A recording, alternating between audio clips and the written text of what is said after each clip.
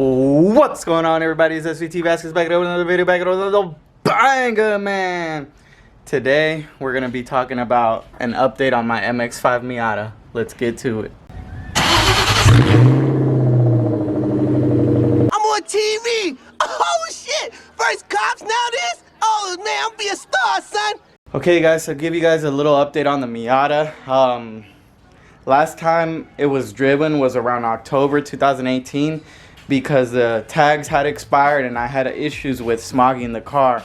Around that same time, I was having idling issues, and then at one point my spark went out and all I had to do was swap out the sensor, but it was running a little rough and I couldn't pinpoint the exact situation because I had switched out the timing belt. I had gotten a new pump.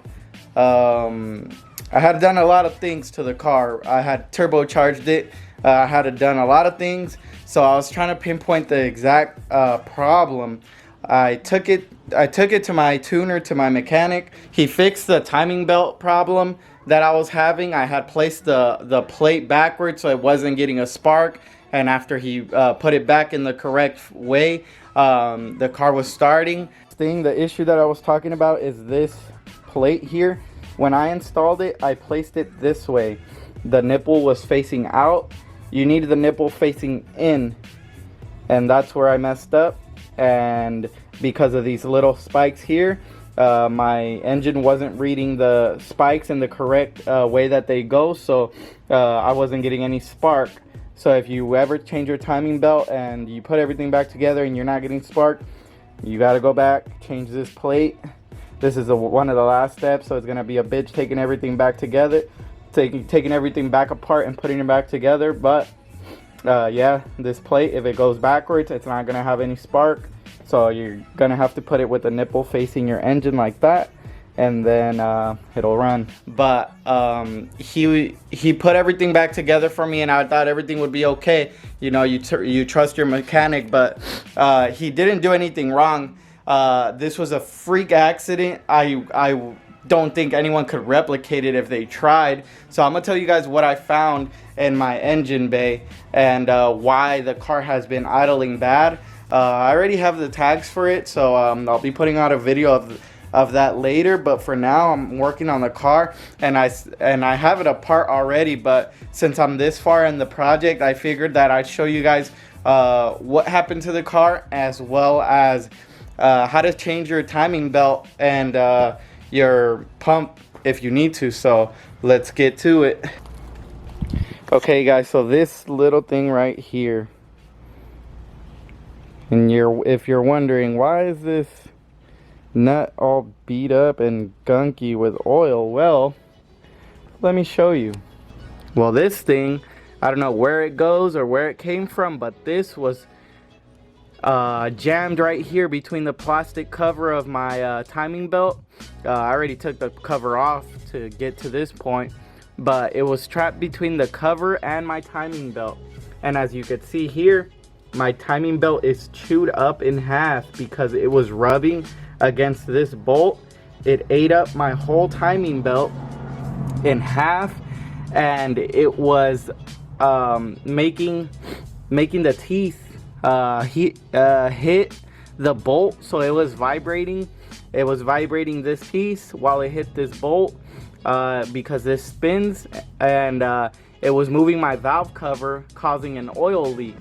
So the whole reason that I took off my valve cover was because I was gonna change the valve cover seal, thinking that the oil leak was because of the seal went bad. It turns out that that bolt was chewing up my timing belt, causing a lot of vibration, causing my oil to leak all around my valve cover seal and run down to my engine. At first, I thought it was a transmission leak because I did install a new clutch and there's oil all under my transmission. But a little tip for you guys that are trying to figure out where an oil leak is coming from: just follow the oil up to its highest point. That's a good that is going to give you a good estimate of where the oil leak is coming from. So I followed it all the way up here, and this is where I started to see the issue. So I was like, okay, it's the valve cover seal, no big issue, let me take it out. I took it out. My brother pointed out the bolt that was trapped in there, and that's how we found this whole belt problem. There's a lot of debris from the belt gunked up in there, so I'm using engine cleaner and degreaser to remove the oil. When you remove oil and things like that from your car, you want to make sure that you're keeping your alternator as dry as possible, all electronic components as dry as possible. Try to control the liquids that are going next to your electronics, but at the same time have your battery disconnected. You're going to want to have your battery disconnected, so it's okay to get a little bit of moisture on there. Make sure that before you plug your battery back in that you let the car dry. Don't just jump to starting it back up. You got to let the car dry up. Okay, and now I'm going to tell you guys how to change out your timing belt. First of all, you're going to want to remove your radiator from the front. So you're going to want to drain out your coolant, remove your radiator hoses. If you're turbocharged, you're going to remove your intercooler. As you can see, my intercooler is gone, just to make a more space and have a more access. I don't think you could do it with it in there actually, so you're going to have to do it regardless. Your pump is down here. Once you remove everything, there's just a couple bolts and it just slips in and out. It's pretty simple. I believe there's 1, 2, 3. I see three or four bolts, something like that. But mine's brand new, so I don't have to worry about that. But that's how you get to the pump. As for the belt, there's a tensioner here for the timing belt. Don't remove your belt until you have your gears locked in place. So these gears, I'm gonna show you guys a trick of how to lock them in place. I have these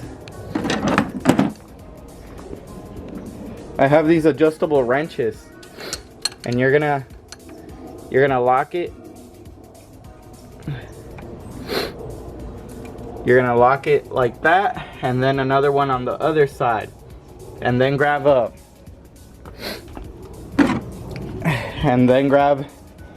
this to clamp it so it doesn't move. Clamp them together so it doesn't move when you take off the belt. When you take off the belt, you don't want your camshaft to be spinning around, because then you're gonna have misfires and it's gonna be bad for your engine. If you do have an issue where it slips and you don't know where you're at with your timing, this is an indicator right here. For this one, your E is gonna be straight up this way. So you could grab a wrench and spin it. Your E is gonna be straight up. And for this one, it's a little hard, but there's a let's see if the camera picks it up. There's a notch right there in between that tooth, like a little to the side. That notch is gonna go in this V line you see right here. This V line is gonna point straight at it, so you're gonna put that notch into that V line and this E straight up. And down here there's gonna be a tooth down here. You see that tooth right there on top? It's a little dirty, so I don't know if you guys could see it, but there's a tooth up there. It's like a little triangle pointing down. That's gonna be your top center. Once you align that triangle with the marker down here, and that's how you put your belt back on. If it's better if you have someone helping you, so that you guys could align everything together. It's kind of hard moving everything around, holding stuff in place if you're by yourself. So I don't suggest you doing this by yourself. It's not hard, but it is tedious. Okay guys, so I'm gonna go ahead and put everything back together, clean everything up, and then I'll show you guys to see if it worked or not. I'm not gonna record everything because I'm short on time.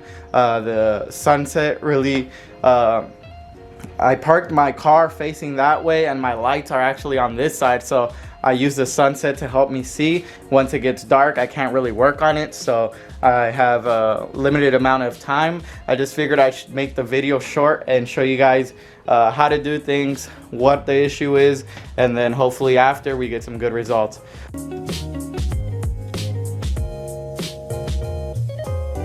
I'm just all about this money. I don't think about no thought. Girl, you don't know about me, so get off my fucking D. Born and raised in the dot. This is real as you gon' see. Girl, you don't know about me, so get off my fucking D.